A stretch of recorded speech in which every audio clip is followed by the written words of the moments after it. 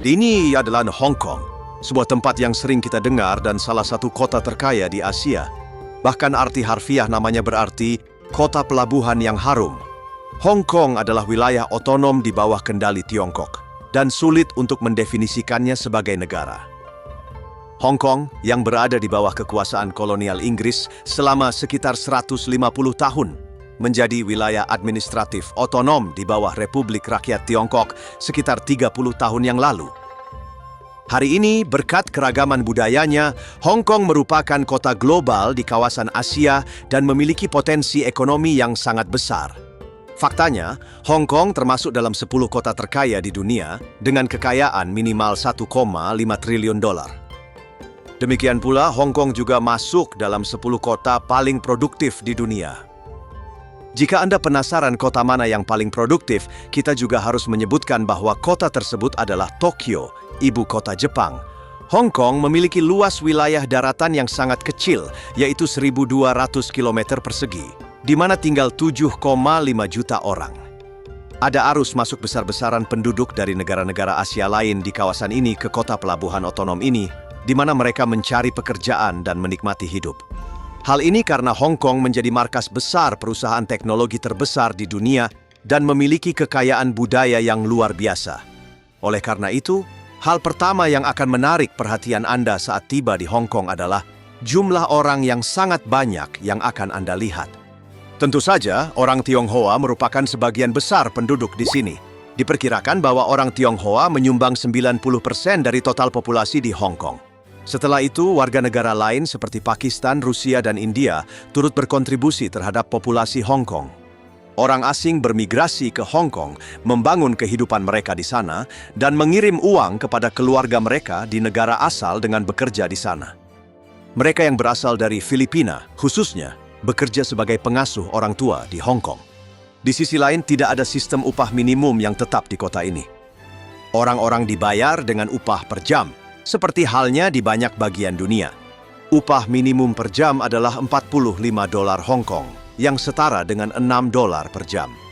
Anda dapat memperkirakan pendapatan bulanan minimum di Hong Kong untuk seseorang yang bekerja rata-rata 8 jam sehari, 5 hari seminggu, sekitar 900 dolar.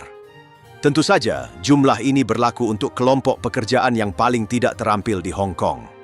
Orang yang ahli di bidang tertentu mendapatkan penghasilan bulanan minimum sekitar 3.000 dolar yang melebihi standar global. Jika Anda adalah dokter gigi, dokter, atau insinyur di perusahaan yang baik, mendapatkan penghasilan antara 7.000 dan 10.000 dolar per bulan di Hong Kong bukanlah hal yang mustahil. Namun, meskipun demikian, hidup di kota-kota seperti Hong Kong dan Singapura sangat mahal. Karena area tersebut kecil, orang-orang harus tinggal di gedung-gedung yang sangat tinggi, seperti 15 atau 20 lantai. Oleh karena itu, mereka mematok harga sekitar 2.000 dolar per bulan untuk apartemen satu kamar tidur minimalis seluas 30 atau 40 meter persegi. Sewa untuk apartemen 2 kamar berukuran 70 meter persegi di pusat kota melebihi 3.000 dolar per bulan. Selain itu, tidak semua gedung di Hong Kong baru. Sewa bulanan yang tinggi tidak berarti orang di Hong Kong tinggal di apartemen mewah. Misalnya ada bangunan di kota yang disebut Monster Buildings yang dibangun pada tahun 1975. Misalnya ada bangunan di kota yang disebut Bangunan Monster yang dibangun pada tahun 1975. Bangunan-bangunan ini terlihat begitu tua dan kusam dari luar, sehingga para pengunjung Hong Kong selalu mampir ke area ini dan berfoto di depan bangunan-bangunan tua tersebut. Ketika Anda melihat lebih dekat bangunan-bangunan ini, Anda benar-benar terkesima. Sangat menakutkan membayangkan bahwa struktur sebesar itu bisa runtuh menimpa Anda. Bahkan jika Anda mendapatkan penghasilan yang baik di Hong Kong, jika Anda adalah orang yang tidak nyaman dengan ketinggian dan bangunan tua, tinggal di sana dalam waktu lama bisa menjadi siksaan bagi Anda.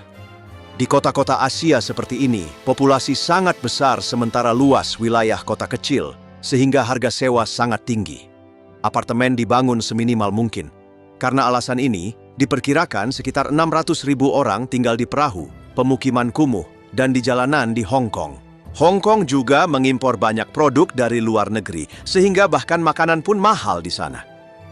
Oleh karena itu, mereka yang ingin mendapatkan penghasilan tinggi dan pengeluaran rendah di Asia Selatan mungkin lebih memilih Malaysia dan Taiwan.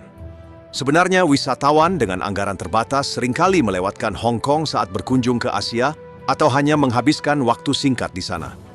Jika kita melihat Hong Kong pada peta, kita dapat melihat bahwa memang merupakan lokasi yang strategis. Meskipun bagian utara kota otonom ini sepenuhnya merupakan wilayah Tiongkok, kawasan pelabuhannya menghadap Laut Cina Selatan.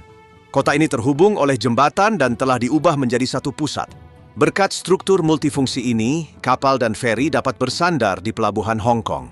Akibatnya, kapal-kapal asing membayar biaya untuk melewati pelabuhan dan berlabuh di sana, membawa uang ke Hong Kong. Transportasi darat di kota yang sangat padat ini sebagian besar disediakan oleh kereta api dan kereta bawah tanah. Selain itu, para wisatawan yang berkunjung ke sini juga dapat menyeberang ke kota Macau, wilayah otonom lain di Cina, melalui laut atau melalui jembatan penghubung. Jembatan ini, yang dibangun oleh Cina, merupakan jembatan terpanjang di dunia, membentang 55 km melintasi laut untuk menghubungkan dua kota. Saat berjalan-jalan di Hong Kong, Anda akan secara alami bertemu dengan banyak orang Tionghoa. Sebagai pusat bisnis global, persentase penduduk kota yang dapat berbahasa Inggris pun meningkat. Perlu juga dicatat bahwa karena mayoritas penduduknya adalah orang Tionghoa, sebagian besar penduduk kota ini menganut agama seperti Buddha dan Taoisme. Hong Kong tampak independen dari China, sehingga mata uang dan undang-undang internalnya dikelola secara independen dari China. Selain itu, Hong Kong memiliki struktur demokratis yang lebih kuat dibandingkan dengan China. Salah satu alasan utama mengapa orang Taiwan tidak ingin bersatu dengan China adalah karena China belum cukup demokratis. Oleh karena itu, baik Taiwan maupun Hong Kong memiliki gaya hidup yang lebih mirip dengan Barat dibandingkan dengan kehidupan di daratan China. Hampir tidak ada pembatasan di jalan-jalan Hong Kong. Orang dapat berjalan-jalan dengan bebas dan menikmati diri mereka sendiri. Orang dapat dengan mudah merekam video dengan kamera mereka, mengkritik para penguasa, dan mengambil tindakan. Warga negara dari banyak negara dapat masuk ke Hong Kong dan Macau tanpa visa. Namun jika Anda ingin mengunjungi China setelah berkunjung ke Hong Kong, China kemungkinan besar akan meminta visa dari Anda. Saat ini, China mewajibkan visa bagi kebanyakan negara di dunia, terutama negara-negara barat. Jika Anda masuk ke kafe di Hong Kong dan duduk, Anda mungkin melihat bahwa beberapa kafe memiliki laundry di dalamnya. Situasi serupa juga terjadi di Singapura. Saya kira orang-orang tunawisma datang ke laundry umum ini untuk mencuci pakaian mereka dengan biaya yang murah. Mereka sepertinya minum kopi sambil menunggu cucian mereka selesai. Jika Anda ingin naik bus dalam sistem transportasi kota, Anda akan melihat bahwa bus dan tram biasanya merupakan kendaraan dua lantai. Untuk kendaraan transportasi umum ini, Anda perlu membeli kartu seharga 200 mata uang Hong Kong, yang setara dengan $25 di stasiun kereta api. Anda dapat menggunakan kartu tersebut di semua angkutan umum, dan Anda juga dapat membayar dengan kartu transportasi di beberapa restoran. Sebenarnya, jika Anda mengembalikan kartu tersebut setelah urusan bisnis Anda di Hong Kong selesai, Anda akan menerima pengembalian dana sebesar 50 mata uang Hong Kong. Berpergian melintasi kota dari ujung ke ujung dengan kereta api telah menjadi hobi yang sangat menyenangkan bagi banyak orang. Terutama jika Anda mengunjungi negara-negara Asia untuk pertama kalinya, berkeliling kota dengan kendaraan berjenis tram memungkinkan Anda menjelajahi kota dengan cepat dan murah. Jangan khawatir tentang menemukan tempat duduk kosong di tram di kota yang begitu ramai. Hong Kong memiliki armada tram modern sebanyak 200 unit dan jaringan rel yang sesuai. Tram dua lantai ini dilaporkan mengangkut rata-rata 150.000 orang setiap hari dari satu tempat ke tempat lain. Jika Anda lebih suka bepergian dengan taksi, perlu diketahui bahwa taksi di sana berwarna merah, bukan kuning seperti biasa. Taksi-taksi ini terkait dengan model tertentu, sama seperti di New York. Dan sebagian besar taksi yang beroperasi di jalanan adalah jenis yang sama. Taksi-taksi ini berwarna merah dan menambah suasana otentik di kota. Ada sesuatu tentang tata letak perkotaan Hong Kong yang mungkin Anda kagumi. Meskipun jumlah penduduknya sangat banyak, jalan-jalan dan jalan raya terlihat sangat bersih. Kecuali di beberapa jalan kecil, Anda hampir tidak akan melihat sampah dimanapun. Demikian pula, karena kota ini memiliki ruang yang terbatas, restoran dan kafe telah pindah ke lantai atas dan terdapat sistem tangga elektronik yang membawa Anda ke atas. Hal ini memungkinkan Anda untuk menjelajahi kota tidak hanya dari daratan, tetapi juga dari bukit-bukit. Wilayah-wilayah ini tidak hanya menjadi tempat bagi bangunan komersial, tetapi juga kuil-kuil Buddha. Sesekali Anda mungkin menemui situasi aneh di kota. Misalnya, sekelompok orang berkumpul di bawah jembatan tertentu atau di bawah bangunan dan duduk di atas karton yang tersebar di tanah. Mungkin orang-orang berpenghasilan rendah berkumpul dengan orang-orang terkasih mereka di area-area ini untuk bersosialisasi, menghindari harga tinggi di restoran dan kafe setelah bekerja. Ketika Anda melihat wajah orang-orang saat berjalan di jalanan, Anda harus mengakui bahwa mereka tidak terlihat terlalu stres. Dengan kata lain, mereka tidak memberikan kesan sedang menghadapi kesulitan penghidupan atau masalah-masalah sulit lainnya. Mereka tampaknya menjalani kehidupan sehari-hari yang lebih rutin, dan tingkat kesejahteraan mereka tampak cukup sehat berdasarkan ekspresi wajah mereka. Anda bahkan bisa melihat orang-orang menari di tengah jalan. Ada banyak toko souvenir di jalan-jalan kecil kota. Namun, daripada tertarik pada souvenir, orang-orang berbondong-bondong ke pantai. Di sini terdapat jalur beton yang dipenuhi dengan perusahaan-perusahaan besar di sepanjang pantai. Orang-orang menyukai pergi ke pantai dan mengambil foto dengan pemandangan laut. Hampir semua orang mengeluarkan ponsel atau kamera mereka dan menambahkan kenangan Hong Kong ke dalam hidup mereka dengan bangunan-bangunan tersebut sebagai latar belakang.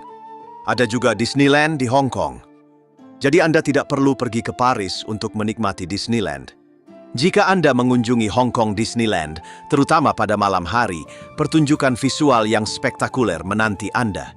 Acara-acara ini membawa Anda keluar dari kehidupan nyata ke dalam suasana yang lebih magis, dan mereka benar-benar berhasil menciptakan suasana ini melalui pertunjukan cahaya mereka. Anda juga dapat menemukan banyak toko elektronik di Hong Kong. Namun, kecuali Anda benar-benar membutuhkannya, saya tidak merekomendasikan untuk membeli elektronik di sini. Hal ini karena produk-produk di toko-toko ini yang memiliki nuansa toko lokal yang sederhana, kemungkinan besar palsu. Seperti yang Anda tahu, pasar-pasar di Cina terus memproduksi barang tiruan dari merek-merek besar barat. Mereka mungkin mengatakan itu asli, tetapi sebenarnya menjual produk palsu. Hong Kong adalah salah satu dari 3 kota dengan jumlah miliarder terbanyak di dunia. 2 kota lainnya adalah Moskow dan New York. Oleh karena itu, Anda akan melihat banyak mobil mewah saat berjalan-jalan di Hong Kong. Beberapa orang yang mengemudikan mobil mewah ini kemungkinan besar adalah miliarder. Memang, ada cukup banyak mobil ultra mewah di jalanan. Dikatakan bahwa saat ini ada 80 miliarder yang tinggal di Hong Kong. Selain itu, tidak semua miliarder ini adalah orang Tionghoa. Sistem perpajakan di Hong Kong untuk perusahaan dan mereka yang ingin berinvestasi jauh lebih menguntungkan dibandingkan dengan tempat-tempat seperti London dan New York. Oleh karena itu, para miliarder datang ke kota ini dan menjalankan bisnis mereka di sini. Di sisi lain, jika Anda penasaran seperti apa kehidupan malam di Hong Kong, sama seperti di negara-negara Asia lainnya, kegembiraan meningkat selama jam-jam malam di sini. Hampir setiap restoran penuh dan jalanan dipenuhi orang. Beberapa restoran bahkan memiliki konsep kostum. Misalnya, orang-orang mengenakan pakaian karakter yang mereka sukai dan berusaha tampil seperti mereka dengan riasan. Orang-orang Tionghoa di sini semua sangat rapi dan tampaknya kehilangan kendali diri di bawah pengaruh alkohol. Sepertinya wanita, khususnya, lebih mementingkan penampilan fisik dalam kehidupan malam daripada pria. Hal ini karena hampir semua dari mereka sangat rapi dan terlihat sangat stylish dalam pakaian mereka. Selain itu, Hong Kong menawarkan berbagai macam makanan jalanan yang patut Anda coba untuk pertama kalinya. Melihat betapa antusiasnya penduduk setempat terhadap makanan-makanan ini, Anda mungkin ingin mencoba kelezatan ini sendiri. Fakta bahwa para koki mengenakan masker juga patut diapresiasi dalam hal kebersihan. Jika Anda mampir ke kios-kios penjual makanan jalanan ini pada siang hari, Anda dapat melihat bahwa mereka biasanya memasak makanan mereka di wajan, terutama produk ayam dan ikan. Lingkungan kerja mereka juga tampak lebih higienis dibandingkan dengan negara-negara Asia Tenggara lainnya. Karena Hong Kong adalah kota pelabuhan, ada kecenderungan untuk menyajikan hidangan ikan yang tidak mengherankan. Saya yakin Hong Kong akan tetap menjadi salah satu kota paling populer dan termahal di dunia untuk waktu yang lama. Kami akan sangat senang jika Anda menyukai video ini dan berlangganan saluran ini.